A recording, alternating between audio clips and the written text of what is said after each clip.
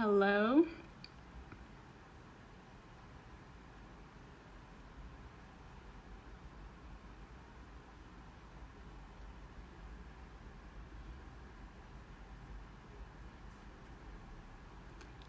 Hello. Happy Friday. Hope everyone's had a good end of the week. Thank you guys for joining us today for our next alumni talks. Just gonna wait a tiny bit more. See a lot of people joining, which is great. So I am excited about today's guest, who is another graduate from EF Academy Oxford. I'm going to just find him and invite him to join us.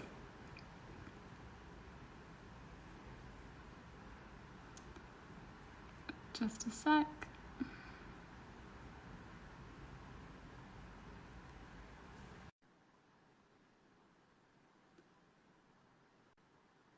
Welcome, everyone. Perfect. Hello. Hi, Jet. How are you? I am good. How are you? I'm good. Good to be here. I see you sideways. Oh, I don't know if that's just me or am I right side up for you? hold on. Is that better? No.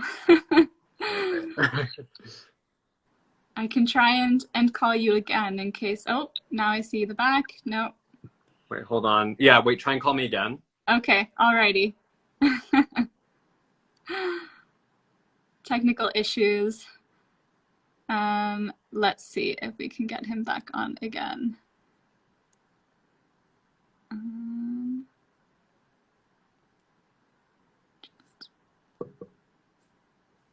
Right.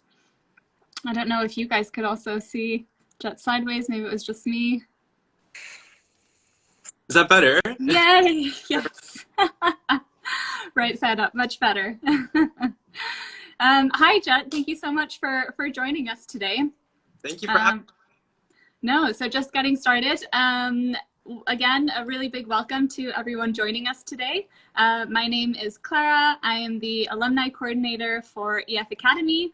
And part of my responsibilities is to keep in touch with a lot of our brilliant alumni who've graduated from our campuses, either in the UK or the US, and find out all the great things that they've been up to since finishing high school. So today we have Jet joining us. Jet, maybe you want to introduce yourself. Yeah, sure. Hey, everyone. So my name is Jet. I'm originally from California. My family lives in New York now, and I'm currently in London studying. And I went to EF Academy Oxford from 2017 to 2019. Brilliant. Well, really, really glad that you can join us today. Happy Friday. Friday. Yeah. Pretty much a miracle. So. Sorry? It's a sunny day in London, which is pretty much a miracle. So. Okay, so you've stolen the sun from our central office in Switzerland. Today hasn't been so nice. So earlier this week, we announced that Jet was going to be our guest for today. We gave our followers the opportunity to send in some questions, which we will go through today. So I guess let's get started. Jet, graduate of EF Academy Oxford. What made you choose to join EF Academy Oxford? Yeah, that's a good question. So obviously I came from a school in New York, and I knew that I wanted to do the IB, and I knew that I wanted to go abroad because I've moved around a lot, and I was, I love Manhattan, but I was getting a bit sick of it. So I thought it was time for a change. And EF just kind of worked out perfectly because I also wanted that international environment, which very few schools offer. So that's kind of how I just stumbled across it online, and it worked out perfectly from there. So you mentioned that you were specifically looking for an IB school. You knew the program already. That's what you were interested in. Did it live up to your expectations being an IB student? Absolutely. Yeah. And I would definitely recommend it. Obviously, it's quite hard, but I think IB students come out more prepared for, not just like university life, but professional life and, general critical thinking skills and everything. So it's a really invaluable program. Mm-hmm. And do you remember what the day-to-day life looked at EF Academy Oxford?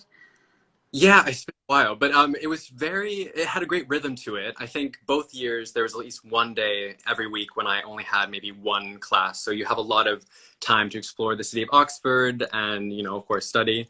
And I think maybe I had about three academic classes a day, or maybe two or three, I can't remember. But it was really great. And the campus is really close to where you take classes, so everything was really easy. Hmm. And you mentioned that you wanted to study abroad. That had you lived abroad before, or just traveled a lot and wanted yet another new experience? Yeah, I'd never lived abroad. I actually never even considered boarding school. I was never that kid who wanted to go away. I always wanted to be at home. And so I don't know, just something kind of clicked. And the idea of being in the UK for like 17 and 18, those years which are so formative, was incredibly enticing. So yeah, that was pretty much how it happened. And so you joined for the IB program, right? So age 16, more or less, the last 2 years of high school. That means that you were at high school in the US before you moved to Oxford. Correct. How did the high school experience compare from a high school in the US to being at an international school in Oxford? Yeah, that's a good one. And obviously, there were incredibly different experiences for a multitude of factors. I think the fact that it was boarding and in another country definitely contributed to it. Yeah, I think obviously like a school like EF isn't for everyone because it's definitely a completely different experience and I assume most of the people I'm talking to are Americans. So it's really, really different. But I think for me, for someone who wanted to go international and wanted the IB, it's the perfect kind of combination of all that. Mm-hmm. Brilliant. Um, and what was it like being in such an international environment, not just living with international students, but also studying with them, having them in the classroom? Oh, it was the best. Honestly, that was pretty much the best part of EF is how international it was. Because I think there's something like over 70 countries represented with the students. And it sounds a bit cliche, but you kind of just realize how similar everyone is in like so many ways. Because, obviously we come from incredibly diverse backgrounds, but we all love to go out to restaurants and we all forgot to read chapter 3 or whatever it was. So I don't know, it worked out really well. Mm. And did you find that it was hard at all to make friends when you arrived with so many people coming from different countries or being in a new country in a new school?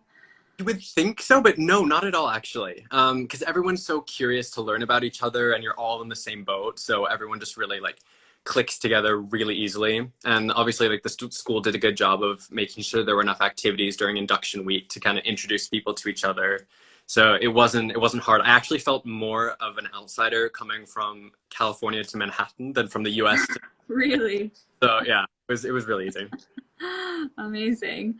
Um, so, I mean, the whole experience of going abroad, new school, new country, being exposed to new cultures as well. Did you take away any life lessons that now, it's been a couple years since you graduated, anything that you look back on and think was a big life lesson that's helped you since finishing high school?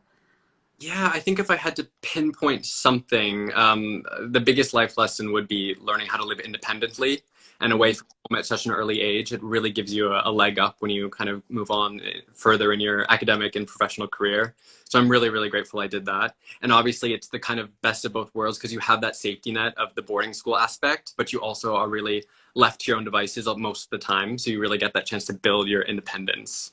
Hmm. I've asked you quite a bit about academics and school life, but what about the activities? Were you active in the co-curricular side of things? Yeah, no, definitely. There were a lot of fun activities, and I think they let the students come up with a lot of them. So if there's a club or something that you want to do, you can kind of push for that and lobby for that. So I was in student council, which was really fun in my second year. So we we actually lobbied really hard to make the cafeteria food better because there were a lot of complaints about that, and we were actually successful. So I'm quite proud of that. Good. And we also organized like this Valentine's Day fundraiser, which was really cute, wow, for the Oxford Children's Hospital, actually. So we'd go around on Valentine's Day and give people like these prepaid little Valentine's Day chocolates and everything. So that was fun. Yeah, there were a lot of club activity options there, which was cute. Brilliant. Um, so now it's 2 years, right? Coming up on 2 years since you graduated. Um, what have you been up to since? Crazy. Yeah, it's been kind of a whirlwind, especially with COVID and everything. I just can't believe it's been 2 years. It's a little scary. But so after the IB, I moved to Norway for my gap year, which is really great. And I did some work with an environmental NGO in Oslo, which is super fun. So we kind of planned and executed Norway's biggest environmental conference. So that was really exciting. And then after that, I moved to London to start at Imperial College. And now I'm actually going to make a change starting in the fall for this brand new program that I found called the London Interdisciplinary School, or LIS. So that's kind of where I am now. Wow. Okay, that's quite a bit to pack in, especially given the pandemic. So your gap year in Oslo, working for an environmental NGO, how did that come about? Were you set on moving to Norway, or how did that come up? Yeah, no, it's a good question. I was pretty set on moving to Norway because I've had a passion for linguistics for a while, and I started learning Norwegian actually when I moved to Oxford because there were so many Norwegians at the campus Oh, there. no way. And I'd also kind of had a passion for environmental science and that kind of movement there. So it worked out perfectly when I moved there. Oh, amazing. Yeah. Um, so I guess your passion for sciences, that's what led you to Imperial to study biotechnology there. But now you're switching to interdisciplinary degree, combining humanities, you mentioned. So quite a lot of interests that you have by the sounds of it. How do Exactly. you how do you keep so many interests and pursue so many of them? Yeah, I think, well, honestly, I think these years, like when you're 16 up through 20, that's really the time to explore as many interests as you want and as much as you can fit into your day. I've kind of always been the person who never really had one set pathway. I wasn't the kid who wanted to be a doctor or a lawyer when they were growing up. So I've always had several different pathways open. And that's really what led me to the IB actually, because it's such a great program that allows you to study so many different things at one time in various levels of depth. So it's pretty exciting. Brilliant. Yeah, I think that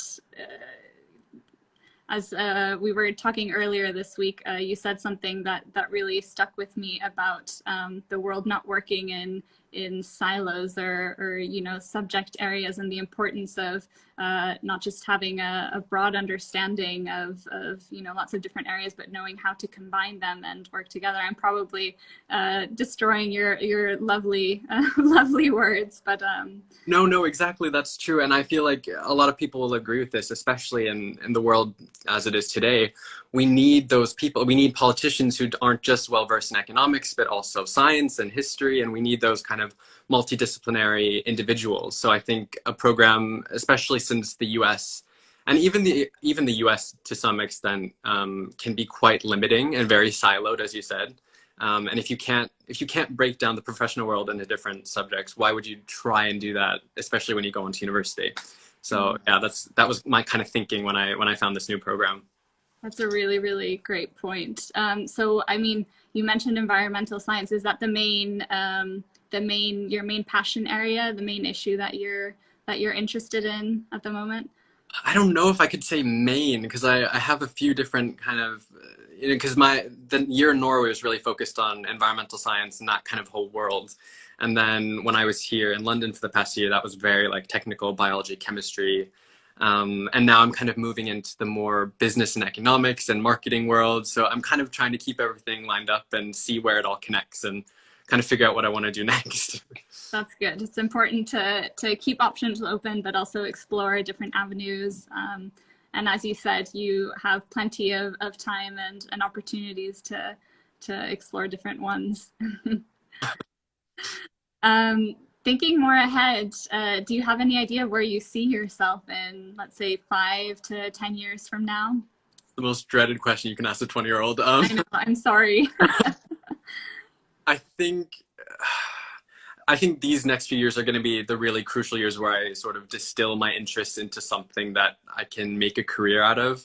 I heard recently there's this important sort of Venn diagram of the three circles, which is what you love, what you're good at, and what you can make money at. So finding that center is the really important part. I'm not quite there yet, but I'm excited to kind of see where it takes me. Brilliant. And are you in touch with any of your high school friends? Do you know what they're up to? Do you? Yeah, after the IB kind of dispersed throughout the world, so some of them are in London, some of them are in the US. They're kind of all over, which is one of the great things about an international school is you get, I mean, it's kind of selfish, but you get to go visit people in these really cool places. I mean, not this year, obviously, but hopefully soon. So I'm in touch with a lot of them. It's a big perk for sure. And hopefully as restrictions start easing the world over, we'll be able to organize our in-person alumni reunions again and help you and other alumni reconnect. Yes, fingers crossed. So, I mean, thinking back to your time at EF Academy, is there anything that you kind of look back and wish you'd done differently? Yeah, I've been thinking about this a lot, and I don't know if I should say it, but honestly, I think if I were to do it again, I would stress less and have like spend more time kind of enjoying the city and enjoying life at a boarding school.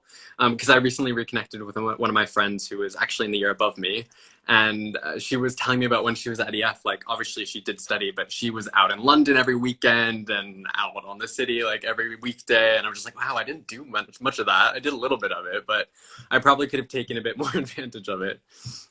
So yeah, don't stress, because what you realize once you're done with the IB is how much time you actually did have compared to university and working life. So that's a really important thing to keep in mind. Yeah, it's definitely a challenge when you're in it, the IB, right? But then university comes and other aspects. But hopefully, it was a good preparation at least, so that university wasn't too overwhelming to begin with.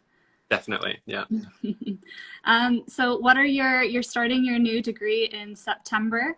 What are your plans for the summer? Do you have anything lined up? Yeah, I'm actually going home to the US for the first time in 2 years, which will be really fun. I'm going next month, so that's nice. And I'll be going to San Francisco for the first time in 6 years, so it's going to be a little blast from the past. I'm Wow. reconnect with some old friends. Quite a while. That'll be really nice. Yeah. Any pre-university work or internships that you have coming up or? Not at the moment. I've been working with a few startups, which has been really exciting. I just did some work with a London-based vegan Norwegian food startup, which was really fun. Is there anyone in London? It's called Speece. Definitely check it out. So that was fun. And yeah, that's pretty much it until I start the real journey in September. That is quite a niche, but sounds like an interesting startup.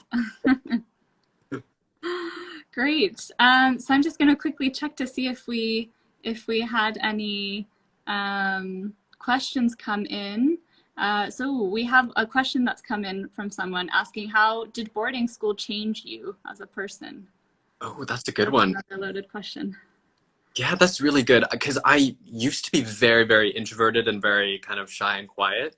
And I think when I moved, obviously, first of all, I moved to New York, and then when I moved to boarding school, that really kind of helped me open up and discover like different sides of myself, and especially connecting with so many like-minded people at EF who were so international and so interesting and interested. I think that kind of helped me discover a bit more of who you are, especially at that age. That's where you're really discovering what you want and what you are interested in. That's a really nice note to end on, and yeah, an important value and quality that sometimes takes longer than people might think to discover who you actually are and what you're interested in. So I'm glad that your high school experience was all able to help you discover a little bit more about yourself. Yeah. Wonderful. So I think that's coming up to our 20 minutes, which is great. Jet, I'm really you joined us today to share not just your high school experience with other followers, but also let us know what you've been up to since. Jet has frozen for me. I don't know if others can see him. I think you're frozen too, but I just want to say thank you, Claire, for having me. No, thank you again. Hope you have a brilliant summer, nice trip back home, and best of luck with your new degree. I hope we can catch up sometime next year so you can let us know how that's going. Definitely. Yes, absolutely. All right. Thank you. And thank you everyone who has tuned in to join us today. To any prospective families who are here listening, we are already open for admissions for 2022. So if you are considering applying to EF Academy or looking for a bit more information, please feel free to reach out to us either on our website, efacademy.org, or you can simply DM us to our Instagram account. We have very limited spaces left for this September 2021, but admissions are very open for 2022. So thank you guys for joining us and see you next time. Bye.